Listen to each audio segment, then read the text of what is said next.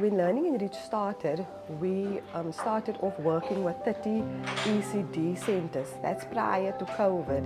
And then after COVID, when COVID started, some of our ECD centers had to close down due to parents losing their jobs, being scared of getting the virus, being scared of sending their children. And so that brought fear, and many of our ECDs, 7 of them had to close down. So now we are working with 23 ECD centers at this current moment.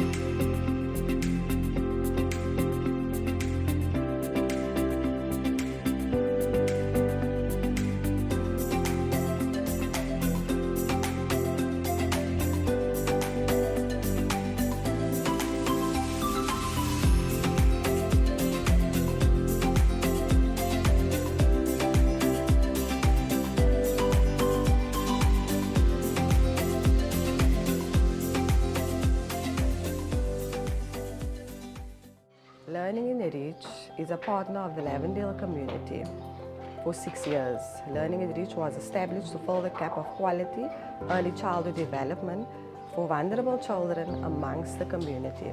When Learning in Reach started, so the focus was to help ECDs get compliant, get registered.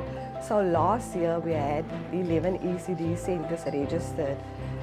And over the 6 years, we have trained 30 ECD teachers with the Montessori philosophy, giving them the opportunity to experience a teaching style that would have never come to Lavendale if Learning in Reach did not bring it to Lavendale, because it is expensive, yes, and it is a lot of effort, but Learning in Reach enabled our teachers to be able to get an opportunity that would have been just far-fetched, a dream, but it was fulfilled.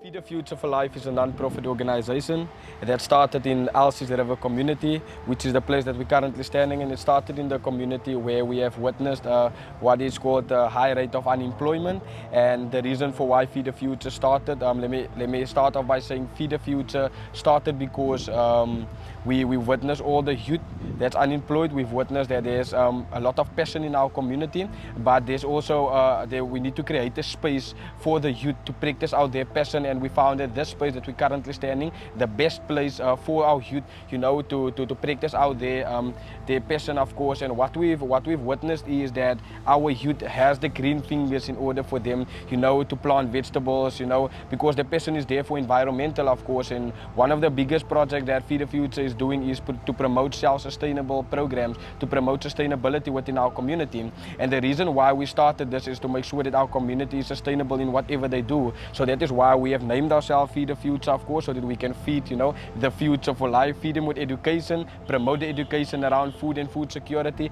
and also make sure that our communities, our feeding schemes, our soup kitchens, that under the umbrella of Feed the Future, can be sustainable in whatever they do. So that is why we have started with an organization called Feed the Future for Life. We saw a gap in the market where we also want to create employment for these communities, these youngsters, these people that is unemployed in our communities. Our communities lack opportunities, and we here to create opportunities. My name is Vuyisa Kabaka, and I'm a partner at Hyper Group in South Africa. And I'm here to tell you about Impact Mzansi. The idea behind Impact Mzansi is to allow any South African or any person with an interest in supporting good causes to come together as a collective and sharing the experience of supporting somebody's great good deed. The idea is to use the platform for crowdfunding by attracting our networks, our communities to come together to support the kind of impact opportunities that truly change our society. Impact Mzansi is open to all South Africans, all corporates, and again, the great thing about it is that because of the work that we get to do at HIBA and through the Thriving Africa Foundation, all fees related to collection of funds will be covered by the Thriving Africa Foundation.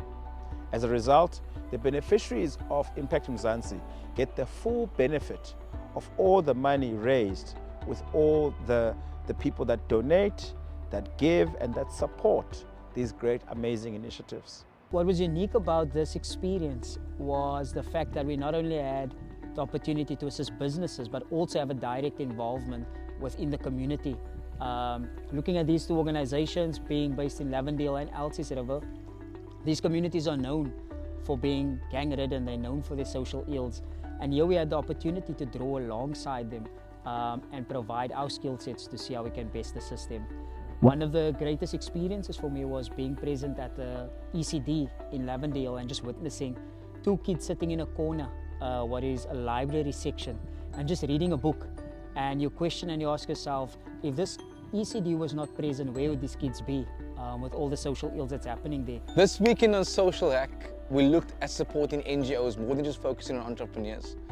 And the focus on NGOs helps us create a greater impact in the community.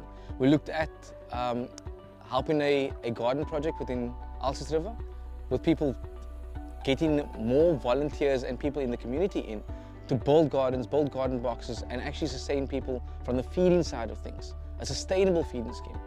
Then we looked at ECD centers, which supports like a Montessori system in Lotus River, and they have over 17 institutions they're working with. So this shows how big of an impact NGOs can have within the community, which increases our impact. Because what we did this weekend is package them, not just from a website and a design and a social media point of view, but making them look more appealing to external funders and more affluent funders. Because you can be doing amazing work within the community, but if nobody really knows about you and you need support, it's going to be quite difficult. Especially if you're not coming from a position like a lot of township NGOs come from, we don't have the capacity and the resources to package yourself in a way to get more people interested in your organization.